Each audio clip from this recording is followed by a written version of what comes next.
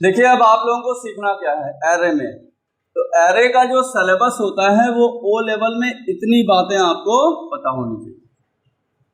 मतलब एरे पे कौन कौन सी क्रियाएं होती हैं? ट्रैवर्सल होता है, इंसर्शन होता है, डिलीशन होता है, सॉर्टिंग होती है, सर्चिंग होती है और मर्जिंग होती है। इतना सिलेबस होता है एरे का। अब इनके बारे में जाना जाए कि ये क्या होते हैं, इन प्रोसेसेस को हम क्या कहते हैं। तो ट्रैवर्सल का मतलब क्या होता है? ट्रैवर्सल मीन्स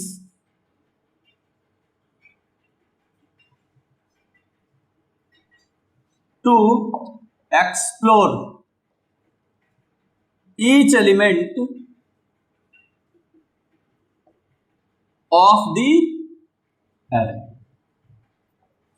मतलब क्या हुआ कि मान लीजिए आपकी एक एरे है, इससे नहीं मतलब है कितने एलिमेंट हैं। आप हर एक एक एलिमेंट पे जाओ, उसको एक्सेस करो, चाहे उस पर कोई क्रियाएं करो, मतलब सारे एलिमेंट को खंगालना एरे का ट्रैवर्सल करा। अब एरे के हर एलिमेंट पे जाके आपको जो क्रियाएं आपके क्वेश्चन में बताई गई होंगी वो सारी क्रियाएं आपको करनी पड़ेगी। तो ट्रैवर्सल का मतलब क्या होता है कि आप एरे के एक एक एलिमेंट पे जाके उनको एक्सेस करें।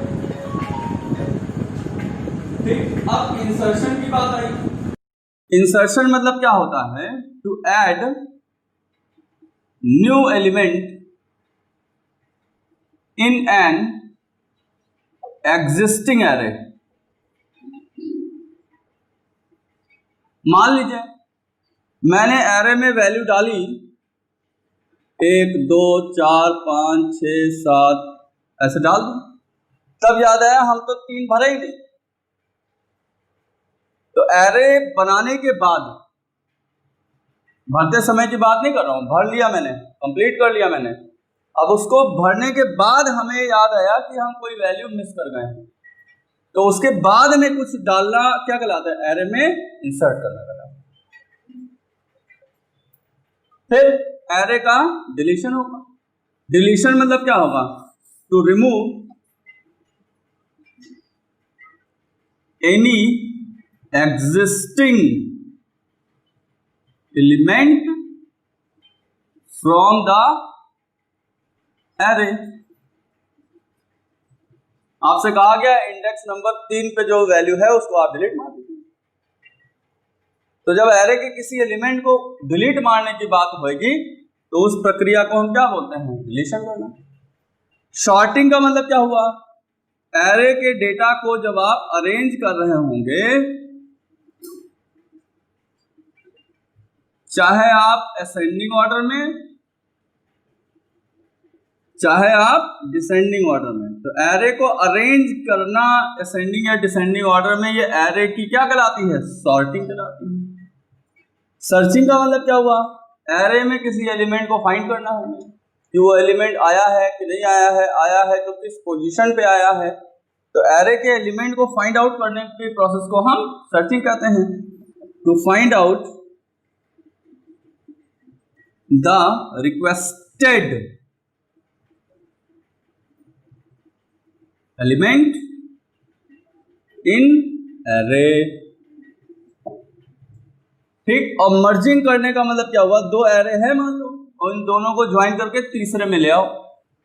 तो जब एरे को ज्वाइन करना होता है तो उस प्रोसेस को हम क्या बोलते हैं? मर्जिंग करना कहते हैं। टू ज्वाइन 2 और मोर एरेज, 2 या 2 से अधिक एरे को ज्वाइन करने के प्रोसेस को हम मर्ज करना कहते हैं। अब इसको आप लोग लिख लीजिए, फिर हम समझाते हैं। तो अब हम स्टार्ट करते हैं एक एक चीज को बताना। तो हेडिंग डाल लीजिए ट्रैवर्सल। हाँ, अब ट्रैवर्सल के प्रोग्राम बनवाते हैं हम उन्हीं प्रोग्राम पे बात करेंगे जो आपके एग्जाम में पूछे जाते हैं। ठीक है, एक क्वेश्चन लिखिए।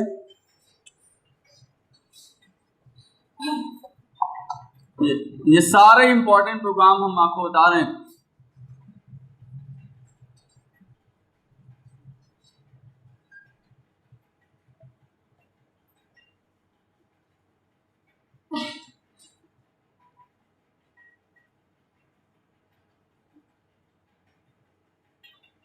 ये भी एग्जाम में आपके पूछा गया है, कई बार आया है ये क्वेश्चन।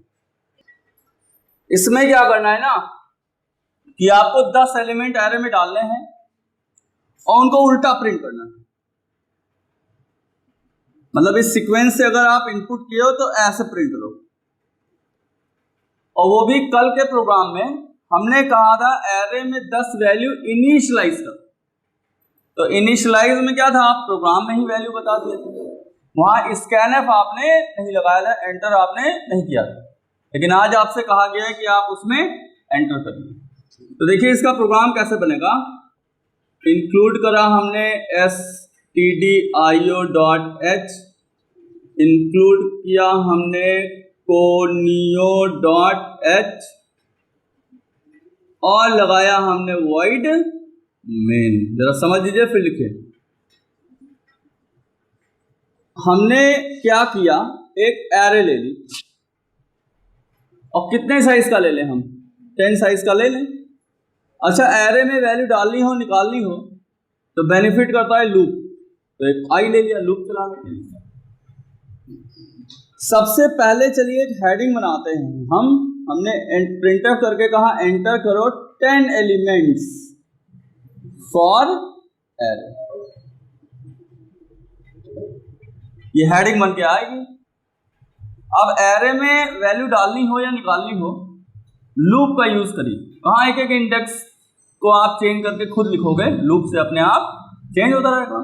तो हमने एक फॉर लूप लगाया, आई को कहाँ से चलाएंगे, 0 से चलाएंगे ना, क्योंकि एरे का पहला इंडेक्स 0 होता है और जो भी इसकी साइज है उससे कम तक चलेगा, इसीलिए इक्वल नहीं लगाएंगे भाई। 0 से लेकर 9 हो जाएगा लास्ट इंडेक्स। और बेटा ये आई प्लस प्लस होगा और इसके अंदर मैंने स्कैनफ करा, %d लगाया आप और एंड का साइन। और वेरिएबल एरे आपका कौन सा है, ए है, तो इसके आई में वैल्यू जाएगी। अब ये आई वाला जो ब्लॉक है ये इस लूप से चेंज होता रहेगा। तो जब आपसे ये 10 वैल्यू पूछेगा तो जो पहली वैल्यू आप डालेंगे वो आई पहले 0 लेके आएगा तो 1 के 0 पे जाएगी। फिर अगली वैल्यू जाएंगे तो आई बढ़ के 1 हो जाएगा तो 1 के 1 पे जाएगी। फिर अगली वैल्यू जो आप डालेंगे आई बढ़ के 2 हो जाएगा, ये 1 के 2 पे जाएगा। ऐसे एरे की 9 तक ये जाएगा और आपकी 10 वैल्यूज सीक्वेंस एरे में जाके स्टोर हो जाएंगे। तो हमने इतना काम तो कर लिया, 10 एलिमेंट हमने डाल दिए। अब हमें क्या करना है, ट्रैवर्स करना है, खंगालना है और उनको प्रिंट करना है, वो भी किस ऑर्डर में। तो बड़ा आसान है, एक हेडिंग बना ले हम, प्रिंटिंग। हम छापने जा रहे हैं एरे को इन रिवर्स। तो एक काम इधर लिख देते हैं हम। तो हमने क्या किया, फॉर लूप लगाया, आई को फिर आप कहां चालू करेंगे भाई, आप उल्टा तो निकालना चाहते हैं तो ये लास्ट से चालू करिए, 0 तक जाइए। तो लास्ट इंडेक्स एरे का कौन सा है, 9 है। और ये बेटा उल्टा चलेगा ना तो एक ग्रेटर देन लगेगा और ये बराबर तक जाएगा, किसके, 0 तक। एक एक घटते हुए तो जाएगा तो आई माइनस हो जाएगा। और यहाँ पे हम प्रिंट एफ कर लेंगे, लाइन चेंज करा दें, %d लगा लें और a के i को आप प्रिंट कर लेंगे। तो पहले ये a का 9 छापेगा, फिर a का 8 छापेगा, फिर 7 छापेगा, 6 छापेगा, ऐसे उल्टा 0 तक प्रिंट करके दे देगा। और इतना ही आपको करना होता है, 5 वाले नंबर में आता है एग्जाम में, हमने देखा है, कई बार आया है ये, और है कितना आसान। तो 10 एलिमेंट डालो और जब कहा गया उल्टा प्रिंट करो तो उल्टा वाला लूप चला दीजिए लास्ट से 0 तक। हम आपको बताएं, एक एरे में टर्म होता है लोअर बाउंड और एक होता है अपर बाउंड। अब लोअर बाउंड आपका हमेशा क्या रहता है और अपर बाउंड आपकी एरे की साइज से कम, n-1 हो जाएगा। भाई 10 था तो 9 तक गया, क्यों, अगर 20 होगा तो 19 तक जाएगा। तो ये हमेशा क्या होता है, n-1 होता है, जो भी साइज होगी उससे कम वाला अपर बाउंड होता है और 0 से स्टार्ट होता है, इसीलिए इसको लोअर बाउंड कहते हैं। तो ये कहीं कोई पूछ ले लोअर बाउंड अपर बाउंड क्या होता है एरे में, तो ये आपको पता होना चाहिए। पहला इंडेक्स 0 लोअर बाउंड होता है और जो लास्ट इंडेक्स होता है उसको हम अपर बाउंड कहते हैं। ठीक है, चलिए इसको लिख लीजिए आप लोग, फिर हम आगे बताते हैं। हम उन्हीं प्रोग्राम पे बात करेंगे जो एग्जाम में पूछे जाते हैं। जैसे ये बताया रिवर्स वाला, ये पूछा जाता है, और ये बहुत पूछा जाता है, लार्जेस्ट वैल्यू बताओ।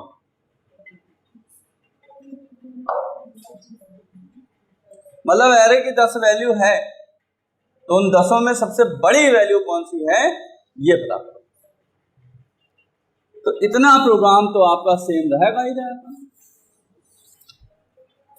भाई हमने क्या करा, हमने इंक्लूड वगैरह करा है, ये आपका 10 साइज का एरे हो गया, कहा 10 एलिमेंट डालो ए में। अब कैसे निकालें हम लार्जेस्ट वैल्यू, उसका लॉजिक क्या लगाएं हम, क्यों? तो देखिए इसका सिंपल सा तरीका ये है, जैसे मान लो आपका ये एरे है, इसमें 2 भरा है, 8 भरा है, 3 भरा है, 1 भरा है, 9 भरा है और मान लो 4 भरा है नहीं, और हमें सबसे बड़ी वैल्यू इसकी निकालनी है। तो इसके लिए आप एक काम ये करेंगे कि आप इसके 0 वाले को, इसके जो पहला एलिमेंट है उसको आप किसी वेरिएबल में निकाल लीजिए। हमने किसको निकाल लिया, ए के 0 को निकाल लिया। अब इसमें 2 आ गया आया। अब हम क्या करेंगे, लूप चलाएंगे जो यहां से यहां तक चलेगा। अब इसकी हर एक वैल्यू से इस बिग वाले को कंपेयर करेंगे। इस इंडेक्स, ये इंडेक्स तो लूप से बढ़ता ही रहेगा, और इसकी हर एक इंडेक्स को अपने बिग वाली वैल्यू से कंपेयर करेंगे। तो अगर आगे चल के कोई बड़ी वैल्यू मिलती है तो बिग में वो कॉपी हो जाएगी। आगे चल के छोटी वैल्यू आ गई तो वो बिग में कॉपी नहीं होगी, आगे बढ़ जाएगा लूप। छोटी वैल्यू है ना, बिग में कॉपी नहीं होगी। बिग में वैल्यू कौन सी है, 8 है ना, तो अगर इसकी वैल्यू देखो बड़ी हो गई, अब ये कॉपी हो जाएगा। फिर लूप बढ़ेगा, 4 है ना, कॉपी नहीं होगा, पता लग गया। कितना सिंपल सा लॉजिक है। आपको क्या करना है, पहले इंडेक्स को 0 वाले को किसी वेरिएबल में निकाल लो, फिर लूप चला दो। अब इस बिग वाले वैल्यू को लूप के सारे इंडेक्स से कंपेयर कराओ, और अगर कोई आगे बड़ी वैल्यू मिलती है तो वो कॉपी होकर बिग में आ जाएगी, और अगर छोटी वैल्यू होगी तो उसको कॉपी ये नहीं करेगा, वो पूरा लूप चल जाएगा। जब तो सबसे बड़ी वैल्यू इस बिग वाले वेरिएबल में आ चुकी होगी, उसी को हम प्रिंट कर लेंगे। ठीक, तो ये चीज देखो कैसे लिखते हैं हम।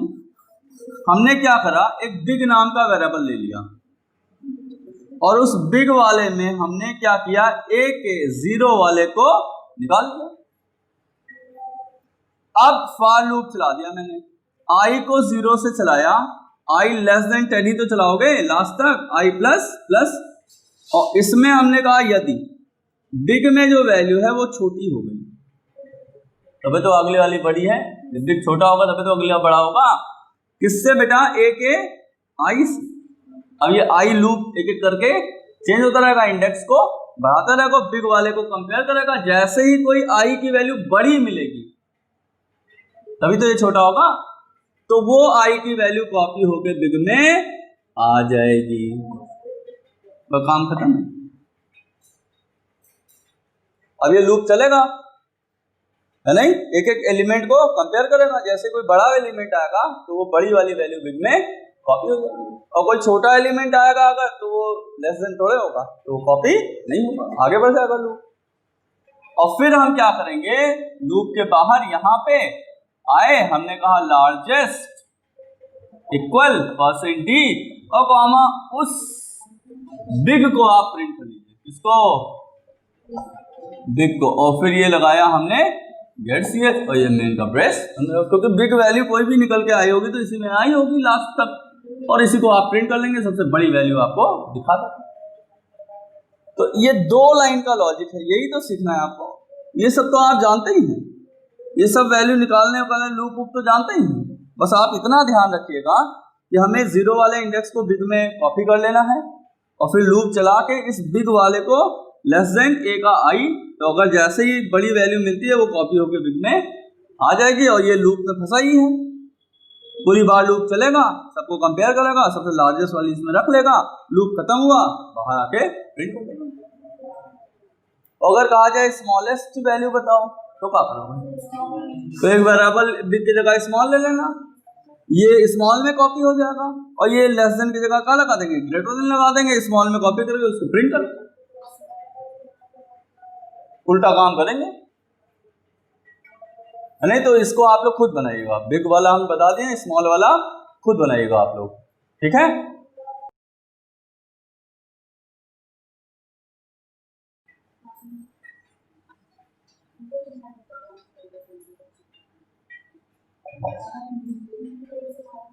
हालांकि ये क्वेश्चन अभी तक आया नहीं,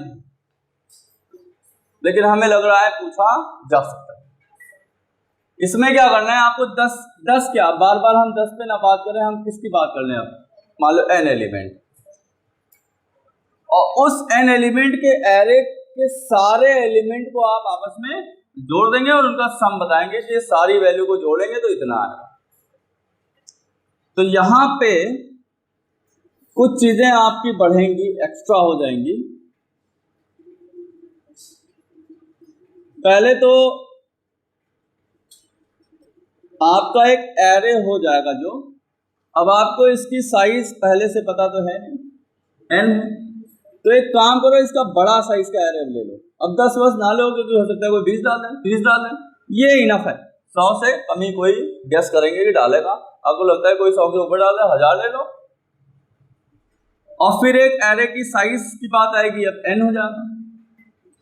उसके बाद आपका लूप होगा, और एक सम भी तो करना है, तो सम इक्वल क्या कर दिया मैंने? अब सबसे पहले तो चलो एरे की साइज हम एंटर करा लें। तो प्रिंटफ करके हमने कहा कि एंटर करिए एरे की साइज, जो कि बेटा स्कैनफ हुआ %d एंड हमें पता लग गया कितने साइज का एरे। तो यहां फिक्स था 10 एलिमेंट, तो 10 लिख दिया गया। अब क्या होगा? n एलिमेंट, तो n के लिए यहां n थोड़े लिखोगे, n लिखोगे तो n लिख जाएगा, यहां %d लगा दो, और यहां पे आप कॉमा करके n कर दो। तो जहां पे फॉर्मेट होता है वहीं तो वैल्यू छपती है। तो अगर आपने यहाँ पे 20 दिया होगा तो ये कहेगा एंटर 20 एलिमेंट फॉर एरे, 30 दिए होंगे बोलेगा एंटर 30 एलिमेंट ऑफ एरे। अब लूप आपका जो लेस देन 10 चल रहा था, लेस देन n चल जाएगा, और वैल्यू तो ऐसे ही एंटर होगी। अब क्या करना है हमें? अब हमें इन सब को आपस में ऐड करना है। तो लूप चलाइए, for i equal 0, i less than n, i plus plus, और सम करने का तो तरीका आप जानते ही हैं, सम बराबर सम प्लस a का i। अब एक एक इंडेक्स आता रहेगा, आपस में ऐड कर देंगे, और जब पूरी बार लूप चल जाएगा तो सारे एलिमेंट को आपस में ये जोड़ लिया होगा। तो फिर इसके बाहर आए, हमने लिखा सम इक्वल %d, और इस सम को आप प्रिंट कर लेंगे, आपको आंसर मिल जाएगा।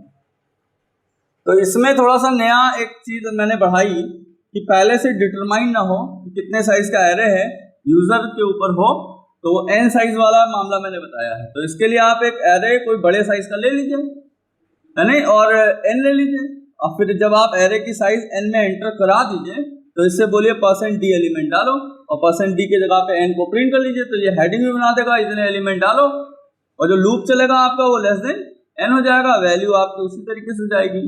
और जब इनको आपस में ऐड करना था तो लूप तो वही है, और सम वेरिएबल लेके उनको आपस में ऐड कर दिया, लूप के बाहर जब पहुंचेगा तो उस सम को प्रिंट कर देगा, आंसर दिखा देगा आपको। ठीक है?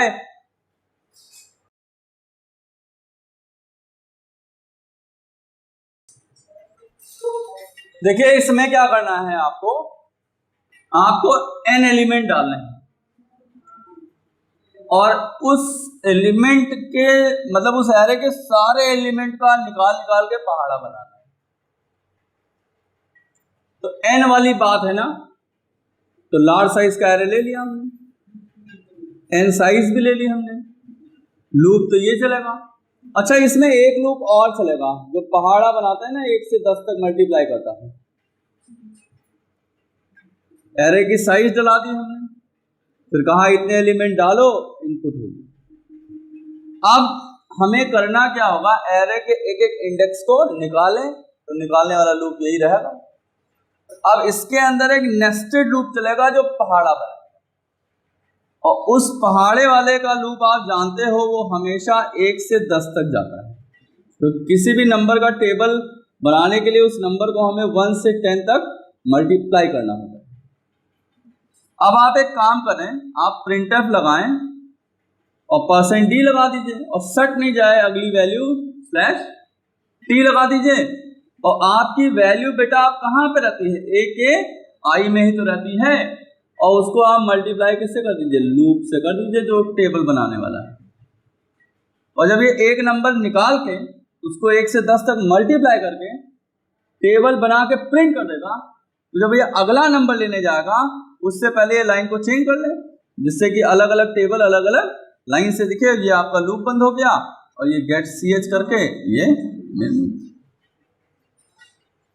तो इतनी बात देखो, ये लार्ज साइज का एरे ले लिया, एरे की साइज डला दी, फिर कहा उतने एलिमेंट डालो, लूप चला के वैल्यू डाल दी। तो जिस लूप से वैल्यू जाती है बिल्कुल वही लूप लगाते हैं वैल्यू को निकालने के लिए। अब एक सीक्वेंस निकलेगा, क्यों, अब इस a के 0 पे जो वैल्यू आई होगी उसको पहाड़ा बनाना है हमें। तो पहाड़ा कैसे बनता है, 1 से 10 तक मल्टीप्लाई करने के लिए लूप चला दिया, उस a के i यानी वैल्यू को इस j इस वाले लूप से हमने मल्टीप्लाई कर दिया, 1 2 3 4 करके 10 तक मल्टीप्लाई हो जाएगा, टेबल बन जाएगा। और जब एक नंबर का ये टेबल बना ले, जब अगले नंबर को लेने जाए तो ये लाइन को चेंज कर दे, और फिर अगला नंबर निकालेगा, उसको 1 से 10 तक मल्टीप्लाई करके उसका पहाड़ा बनाएगा, फिर लाइन चेंज करेगा, अगला नंबर निकालेगा, उसको 1 से 10 तक, ऐसे सारे वैल्यूज के टेबल बन के आते हैं। क्यों,